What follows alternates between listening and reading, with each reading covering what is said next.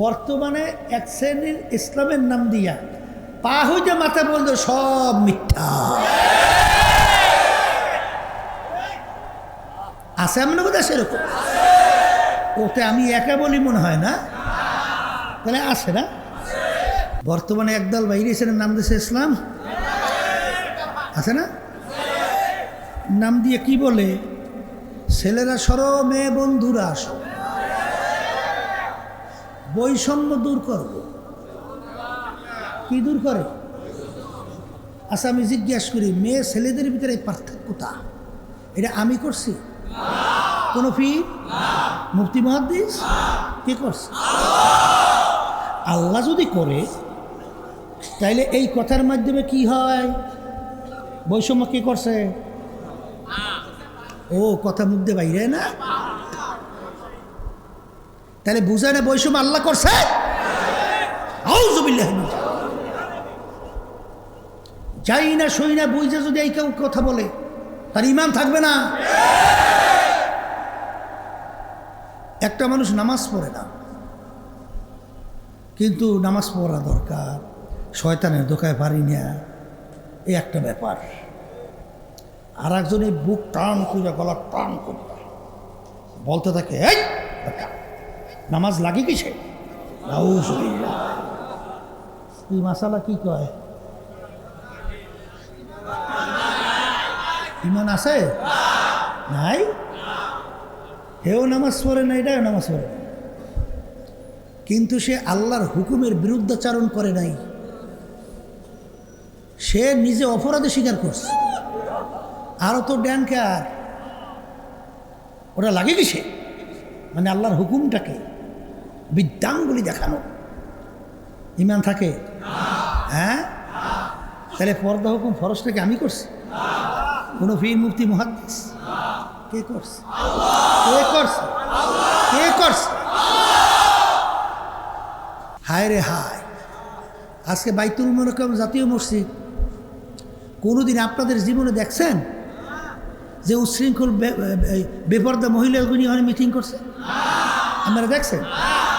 কিন্তু বর্তমানে দেখছেন না, এক শ্রেণী বাইতুল মুকাররমের উত্তর গেট এই বেপর্দা মহিলাদেরকে নিয়া সামনের সারিতে রাইখা, টুপি লাগাইয়া, জামা লাগাইয়া, এইবার তাদেরকে নিয়ে প্রকাশ্যে বেপর্দা অবস্থায় মিটিং করে, মিছিল করে।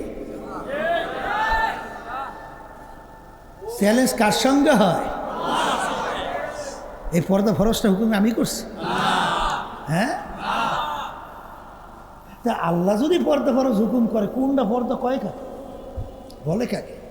শোনেন, আল্লাহর হাবিব উপাধি পাইছিল আল আমিন। মুসলমান দেশে না কাফেরেরা? পড়ছেন কি ইতিহাস? কাফেরেরা উপাধি দিছে আল আমিন। আলামিন আমরা ব্যাখ্যা কি করছি, অর্থ কি করছি? সত্যবাদী। কি করছি? সত্যবাদী। তাহলে একটা ভালো গুণ, সত্যবাদী একটা। আচ্ছা আচ্ছা, আবু বকরের সঙ্গে আমরা সামনে উপাধি কি লাগাই? সিদ্দিক। এর অর্থ কি? সত্যবাদী। কথা ঠিক? তাহলে আল আমিনের অর্থ করলাম সত্যবাদী, সিদ্দিকের অর্থ করলাম কি? সত্যবাদী। কথা ঠিক কি না? আল্লাহ রাব্বুল আলামিন হুকুম করেন ওয়াকুনু মা'আস সাদিকিন, তোমরা সাদিকিন বান্দাদের সঙ্গে স্পর্শে যাও, তাদের দলভুক্ত হও, তাদের সাথে সম্পর্ক রাখো। তাহলে সব জায়গায় কি? সত্যবাদী। সব জায়গায় কি? সত্যবাদী। ইসলামের পক্ষে বাংলাদেশি নির্বাচনের বাক্স ছিল কয়টা? না দ্বিতীয় কেউ বলার ক্ষমতা শক্তি আছে? আছিল? আছে? একটা বাক্স ছিল হাত পাখার। আর আমরা তো এই ক্ষমতার দ্বার প্রান্ত থেকে ফিরিয়ে আসছি এই ইসলামের জন্য, ইসলামের বাক্সটাকে এক ভিন্ন রাখার জন্যই। সেখানে চরমনের অনেক মুজাহিদের কথাও শোনা গেছে, তারা কিন্তু ওই দুনিয়ার মোহের থেকে ফিরতে পারে না। আমি মনে ভুল বলি নেই? হ্যাঁ তাইলে শোনেন, এমন কি আমাদের ব্যাপারে সমালোচনা করতে নাউজুবিল্লাহ অনেক সময় দ্বিধা করে নাই, আছে না? তাইলে জিনিসটা যে আমি এত সুন্দরভাবে সহজ সহজ কইছি, বাস্তবে সহজ না কঠিন? আসলেই কঠিন। এই জন্য আমার বাজানদেরকে বলবো যে পরীক্ষা তো আল্লাহ করবেই করবে। ওয়ালানাবলুয়ান্নাকুম, আল্লাহ বলছেন দুইটা তাকিদ, নুনে তাকিদ লামে তাকিদ। অবশ্যই অবশ্যই আমি তোমাদেরকে পরীক্ষা করবই করবই। তাই পরীক্ষা তো বিভিন্ন সূরত থাকে। এই পরীক্ষার ভিতরে পাশ করা, যেমন আপনি বড় অফিসার, সামনে তো টাকার বস্তা ঘরে পরীক্ষা, ওই টাকা তুমি ধরো কি ধরো না, ধরলে তো হারাম, ফিরিয়ে আসাও কঠিন। এই পরীক্ষা শুরু হয়ে গেছে, কথা বলে না? ওই সময় তুমি যদি এলাকার ভিতরে বড় মেয়া, তাদের বিরুদ্ধে যদি তুমি নির্বাচনে আর একটা দাওয়াত দাও, তোমার ব্যবসা প্রতিষ্ঠান বন্ধ করে দেওয়ার হুমকি, তোমার জানের হুমকি, মাইরের হুমকি, বিভিন্ন ঝামেলা শেষ হয়, জানের হুমকিও আছে। এই সময় ওই অবস্থায় হকের উপরে দাঁড়াইয়া থাকা কষ্ট না? হ্যাঁ, এই জন্য আমার আব্বাজান রহমাতুল্লাহ একটা কথা বলতেন, বাজা ভালো করে বুঝছো, বলে তা কি, দুনিয়ার সরকার মানুষগুলোকে দুইটা ভাগে ভাগ করে না, এক শ্রেণী মানুষকে পুরস্কৃত করে, এসপি, ডিসি, সচিব, বড় বড় অফিসার, কথা বলে না? এই বড় বড় ডিসির বাংলো, এসপির বাংলো, এমপির বাসভবন, মন্ত্রীর গণভবন, প্রধানমন্ত্রীর গণভবন, বিভিন্ন ধরনের শান-শওকত, এসি, গাড়ি, বাড়ি, পিড়ি, এরপরে খাদেম খুদ্দামের তো অভাব নাই। কিন্তু এই যে তোমার পুরস্কৃত সরকার করলো, এই ডিসি হওয়ার জন্য যে সার্টিফিকেট, এইটা অর্জন করার জন্য কষ্ট করা লাগে না? আসতে বিসিএস ক্যাডার কষ্ট করা লাগে না? ডক্টরের ডিগ্রি কষ্ট লাগে না? ছাত্র পড়তে পড়তে আমাশা হয়ে যায়। আমার বলেছিল আমাশা করি, আমরা কি করেন, হামেশা না হামেশাই আমাশা বলছে, ওর কোনো নিয়ন্ত্রণ নাই, যে কোনো মুহূর্তেই পারে একটা কামড়, দৌড়াও বাথরুমে পানি লইয়া, বুঝছেন? এই যে আমাশা, অনেক সময় ঠিকমতো রাতে ঘুমাইতেও পারে নাই, অনেক সময় ওই পড়তে যাই হলের ভিতরে ডাইল খাইতে খাইতে আমাশা হয়ে গেছে। এই কষ্ট করতে করতে করতে করতে করতে করতে এরপরে ওই সার্টিফিকেট পাইয়া পুরস্কার অর্জন করছে, ঠিক না? আর একটা জায়গা রাখছে সরকার, জেলখানা। জেলখানায় যাইতে কোনো কষ্টই লাগে না, কোনো কষ্ট লাগে? বলে একার সাইজ সুতো একটা রড সাইজ মতো আপনি লাড়ি বানাইবেন, এবার ঠান্ডা মাথায় হাতের ভিতরে রাখবেন, এরপরে একেবারে নিখুঁত হিসাব নিকাশ করিয়া একেবারে মাথাকে সুন্দর মতো অঙ্কন করিয়া মাথার ঠিক মাঝখানে চোরে একটা বাড়ি দেবেন। বাড়ি দেওয়ার পর মাথা দুই ভাগ। কতক্ষণ লাগছে বাড়ি দিতে? 1 সেকেন্ড 5 সেকেন্ড। এরপরে কি হয়েছে? আস্তের উপরে হ্যান্ডক্যাপ লাগাইছে, টাইনে জেলখানায়। কষ্ট লাগছে? কিন্তু ওই সার্টিফিকেট অর্জন করে পুরস্কৃত হইতে হইল, বহুত কষ্ট করা লাগছে। বর্তমানে একদল বাইরে এসে নাম দিয়েছে ইসলাম, আছে না? নাম দিয়ে কি বলে, ছেলেরা সরো, মেয়ে বন্ধুরা আসো, বৈষম্য দূর করব। কি দূর করে? আচ্ছা আমি জিজ্ঞাসা করি, মেয়ে ছেলেদের ভিতরে পার্থক্যতা এটা আমি করছি? কোন পীর, মুফতি, মুহাদ্দিস কে করছে? আল্লাহ যদি করে তাইলে এই কথার মাধ্যমে কি হয়? বৈষম্য কে করছে? ও কথা মুখ দিয়ে বাইরে না, তাহলে বুঝায় না বৈষম্য আল্লাহ করছে? আউযুবিল্লাহি মিনাশ। যাই না সই না বুঝে যদি এই কেউ কথা বলে তার ঈমান থাকবে না। একটা মানুষ নামাজ পড়ে না, কিন্তু নামাজ পড়া দরকার, শয়তানের ধোকায় পারি না, এই একটা ব্যাপার।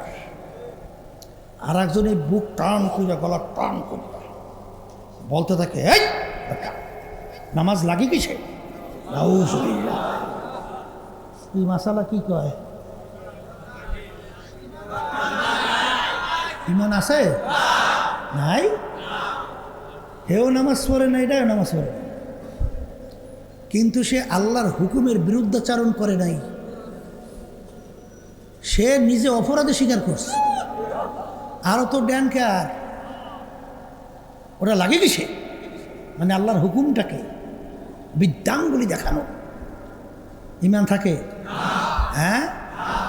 তাহলে পর্দা হুকুম ফরজটাকে আমি করছি? কোনো পীর মুফতি মুহাদ্দিস? কে করছে? কে করছে? কে করছে? হায় রে হায়, আজকে বাইতুল মুকাররম জাতীয় মসজিদ কোনোদিন আপনাদের জীবনে দেখছেন যে উচ্ছৃঙ্খল বেপর্দা মহিলাগুলি ওখানে মিটিং করছে? আপনারা দেখছেন? কিন্তু বর্তমানে দেখছেন না? এক শ্রেণী বাইতুল মুকাররমের উত্তর গেট এই বেপর্দা মহিলাদেরকে নিয়ে সামনের সারিতে রাইখা টুপি লাগাইয়া জামা লাগাইয়া এইবার তাদেরকে নিয়ে প্রকাশ্যে বেপর্দা অবস্থায় মিটিং করে, মিছিল করে। চ্যালেঞ্জ কার সঙ্গে হয়? এই পর্দা ফরজটা হুকুম আমি করছি? হ্যাঁ। তা আল্লাহ যদি পর্দা ফরজ হুকুম করে, কোনটা পর্দা কয় কাকে বলে কাকে? শোনেন, আল্লাহর হাবিব উপাধি পাইছিল আল আমিন। মুসলমান দেশে না কাফেরেরা? পড়ছেন কি ইতিহাস? কাফেরেরা উপাধি দিছে আল আমিন। আলামিন আমরা ব্যাখ্যা কি করছি, অর্থ কি করছি? সত্যবাদী। কি করছি? সত্যবাদী। তাহলে একটা ভালো গুণ, সত্যবাদী একটা। আচ্ছা আচ্ছা, আবু বকরের সঙ্গে আমরা সামনে উপাধি কি লাগাই? সিদ্দিক। এর অর্থ কি? সত্যবাদী। কথা ঠিক? তাহলে আল আমিনের অর্থ করলাম সত্যবাদী, সিদ্দিকের অর্থ করলাম কি? সত্যবাদী। কথা ঠিক কি না? আল্লাহ রাব্বুল আলামিন হুকুম করেন ওয়াকুনু মা সাদিকিন, তোমরা সাদিকিন বান্দাদের সংস্পর্শে যাও, তাদের দলভুক্ত হও, তাদের সাথে সম্পর্ক রাখো। তাহলে সব জায়গায় কি সত্যবাদী? সব জায়গায় কি সত্যবাদী? বর্তমানে এক শ্রেণীর ইসলামের নাম দিয়া পা হইতে মাথা বলতো সব মিথ্যা আছে। এমন বোধ হয় সেরকম। ওতে আমি একা বলি মনে হয় না, তাহলে আছে না? এখন বাচ্চাদেরকে জিজ্ঞেস করি, এটা উত্তর দেন তো। আল্লাহর হাবিব উপাধি হইল সত্যবাদী, আবু বকর রাদিয়াল্লাহু তাআলা আনহু উপাধি হইল সত্যবাদী। আল্লাহ বলে সত্যবাদীদের সংস্পর্শে থাকো, তাদের দলভুক্ত হও, তাদের সোহবতে থাকো। এখন যারা নাকি মিথ্যাবাদী, তারা কি আল্লাহর হাবিবের দলভুক্ত হয়? সাহাবায়ে কেরামদের দলভুক্ত হয়? আল্লাহর হুকুম মানা হয়? আচ্ছা বলেন তো, একটা মাসালা একটু তাহাকিক করেন। যাদের থেকে একবার মিথ্যা প্রমাণিত হয়, তাদের সাক্ষী শরীয়তের দৃষ্টিতে গ্রহণযোগ্য? আর একটু আসতে বলে, সাক্ষী গ্রহণযোগ্য নাই? আচ্ছা, এরপর আর কি পাইছেন? তাইলে মিথ্যাবাদীদের সাক্ষী গ্রহণযোগ্য না। এরপরে আপনারা কি পড়ছেন? যাদের থেকে মিথ্যা প্রকাশিত হয়, যাদের থেকে কি কথা বলে না করে মিথ্যা প্রকাশিত হয়, তাদের সনদে হাদিস বয়ান করা সূরা জায়েজ আছে। কে কে বলছে? কথা বলে না, বলে না, কেউ বলে নাই, কেউ বলে নাই। তাই যাদের থেকে জীবনে মিথ্যা প্রমাণিত, তাদের থেকে হাদিস রওয়ায়াত করা জায়েজ নাই, তাদের থেকে হাদিস শোনা জায়েজ নাই, তাদের সনদে হাদিস বয়ান করা জায়েজ নাই, তাদের সাক্ষী গ্রহণযোগ্য না। তাহলে মিথ্যাবাদীদের চরিত্র আল্লাহর হাবিব সাহাবায়ে কেরাম তাবিঈন আল্লাহর নির্দেশের বাহিরে। কথা ঠিক কিনা? মিথ্যা বলার অভ্যাস শুনছি। এই যে যুদ্ধ কিছুদিন আগে চলছিল, যুদ্ধ এখন আবার কিছু কিছু চলতেছে। ইরান, আমেরিকা, ইসরায়েল চলছে না? এখনও তো বাদ হয় নাই, টুকটাক শুরু হয়েছে আবার, আল্লাহ মাফ করুক। তাহলে সেখানে যত পেপার, পত্রিকা, মিডিয়া, যত সংবাদ প্রকাশিত হয়েছে, মিথ্যা বলছে কারা?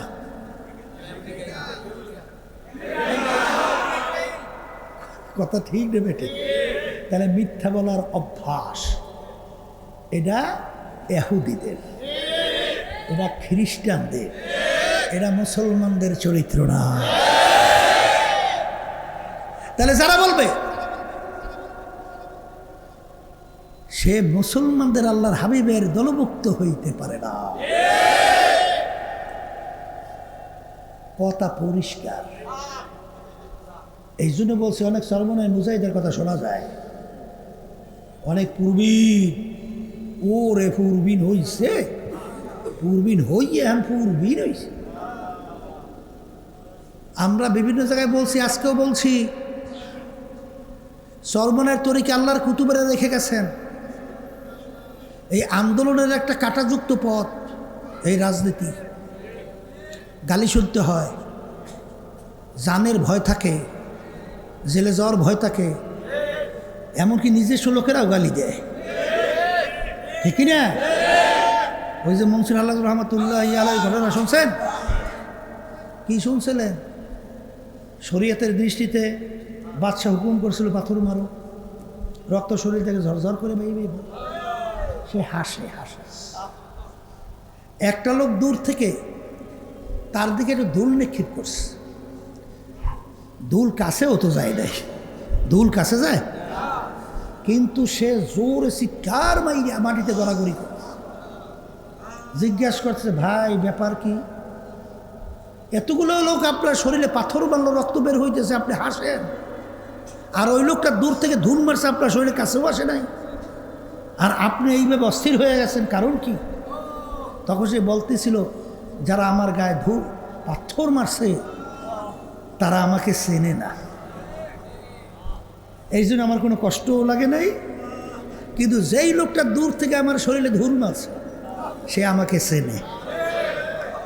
তা সে চিনে আমার গায়ে কীভাবে ধুল মারলো এইটা আমি সহ্য করতে পারি না। তা এখানে জাতীয় নির্বাচন 2026, অন্যান্য যারা নাকি বিরোধিতা করছে না করছে এতে কিন্তু কষ্ট লাগে না, কিন্তু আমাদের নিজস্ব লোকেরা যখন শুনি উল্টা ফুলটা করছে তখন কিন্তু কষ্ট লাগে। কথা ঠিক না ভাই?